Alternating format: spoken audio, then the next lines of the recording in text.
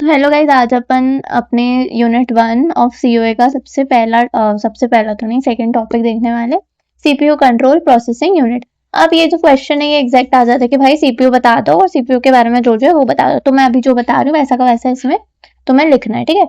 CPU is the main component of a computer system that performs all processing operation and control the functioning of the entire computer. अब जो CPU होता है वो main component होता है अपने computer system का, क्योंकि ये सारे ऑपरेशन परफॉर्म करता है और कंट्रोल करता है अपनी फंक्शनिंग को, ठीक है।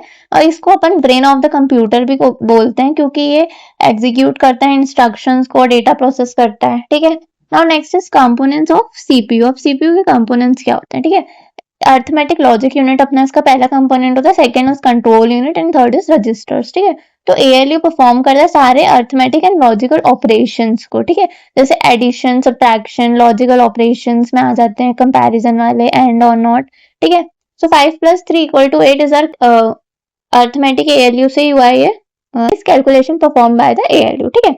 Now next is control unit. अब control unit controls and coordinates the operation of all components of the computer system। Control unit क्या करता है, कंट्रोल करता है अपने सारे ऑपरेशंस को, जो भी जितने कंपोनेंट्स कर रहे हैं उनके सारे ऑपरेशंस को कंट्रोल करने का काम इसका कंट्रोल यूनिट का होता है। Okay, now next is functions of control unit, ठीक है। तो सबसे पहले fetches instruction from memory, decode instruction, control data flow between CPU, memory and IO devices.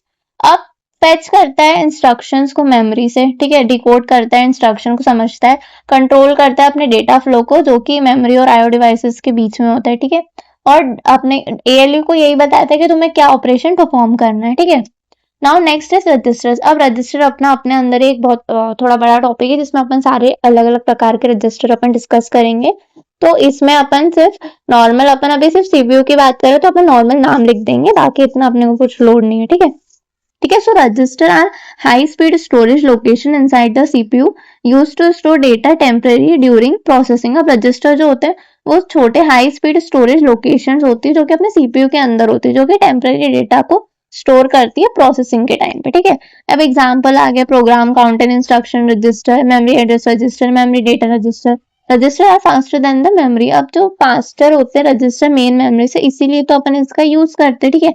अब ये बोल रहे हो इसके टाइप अच्छे से नहीं पता, तो भाई ये जो है ना ये अपने अंदर ही कह लो क्वेश्चन, तो अपन इसको आराम से समझेंगे, ठीक है।